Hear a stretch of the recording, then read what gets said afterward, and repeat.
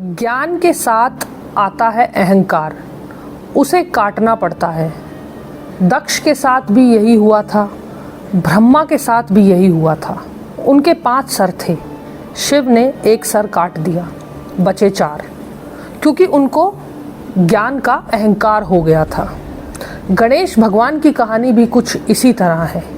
एक बार भगवान शंकर ध्यान करने के लिए अपने गणों के साथ कैलाश पर्वत से दूर चले गए। बहुत समय बीत गया, माता पार्वती को अकेलापन महसूस होने लगा और उनके अंदर की भावना जाग उठी। उन्होंने क्या किया, मिट्टी से एक बच्चे का आकार बनाया और उसमें प्राण डाल दिए, और वो बच्चा था गणेश। तो इस तरह हुआ गणेश भगवान का जन्म। कुछ समय बीत गया और माता पार्वती अपने पुत्र गणेश के साथ कैलाश पर्वत पर रहने लगी।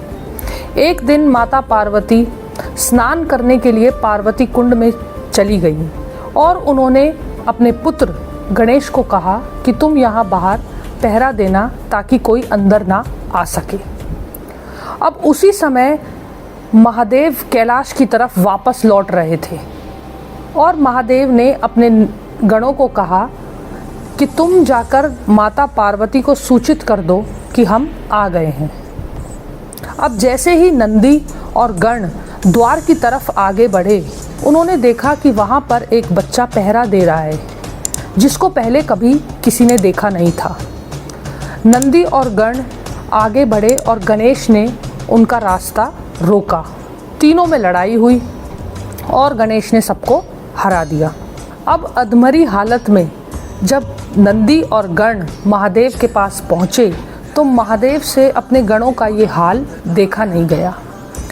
महादेव खुद स्वयं गणेश के सामने गए और उन्होंने देखा कि एक छोटा सा बालक जिसमें ज्ञान का भंडार है, असीम शक्ति है, लेकिन साथ में अहंकार भी है। अब भगवान शिव जानते थे कि जगत कल्याण के लिए इस बालक के अहंकार को खत्म करना ही पड़ेगा, नहीं तो आगे जाके ये सबके लिए विघ्न करता बनेगा।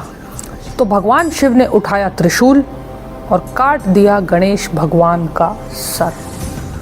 अब पार्वती माता जैसे ही बाहर आई, उन्होंने देखा कि एक तरफ तो महादेव खड़े हैं और दूसरी तरफ उनके पुत्र गणेश का सर और शरीर अलग अलग पड़ा है। अब पार्वती माता ये देखकर आग बबूला हो गई और उनके क्रोध की अग्नि से पूरी सृष्टि में हाहाकार मच गया। सारे देवताओं ने उनकी स्तुति की और उनको रोकने की कोशिश की, और भगवान शंकर ने भी स्वयं पार्वती माता से माफ़ी मांगी और कहा कि मैं इस बालक को फिर से जीवित कर दूंगा।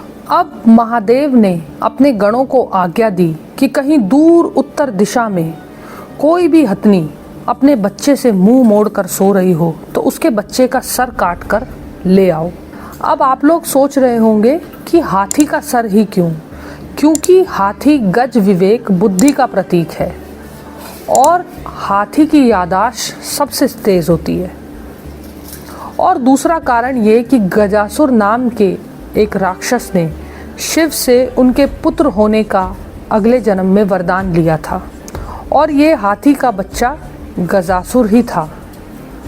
इसलिए भी महादेव ने गणेश के अहंकार और ज्ञान को ख़त्म करने के लिए ये सब किया, और गजासुर के वरदान का मान भी रखना था।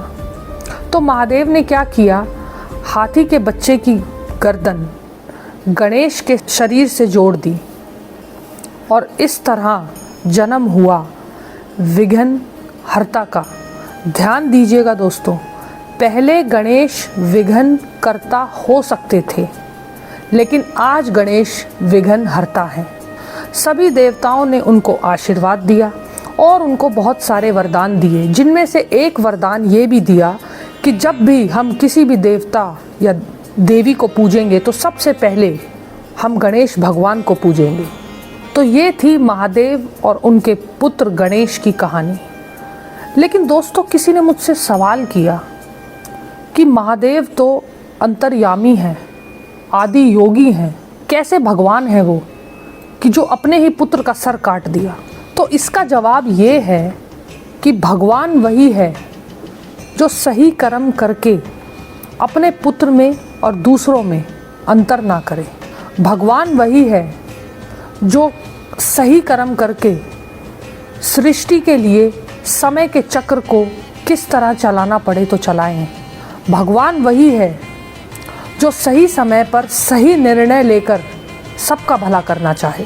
भगवान वही जो सही कर्म करते हुए अंदर से स्थिर प्रज्ञा, बाहर से चाहे वो गुस्से में दिखें लेकिन अंदर से शिवोहम की तरह शांत हो। और अगर अगली बार आपसे कोई पूछे कि कौन है शिव, तो कहना कण कण में है शिव। देखने वाले का नज़रिया चाहिए, मन में सच्चा विश्वास चाहिए और आत्मा में एक सच्ची पुकार चाहिए। तो आपको ये कहानी कैसी लगी ये मुझे कमेंट करके ज़रूर बताइएगा, और अगर अच्छी लगी तो लाइक कीजिएगा। और मुझसे जुड़े रहने के लिए मेरे चैनल नेहा यादव भक्ति भवन को सब्सक्राइब कीजिएगा। जय गणेश, हर हर महादेव।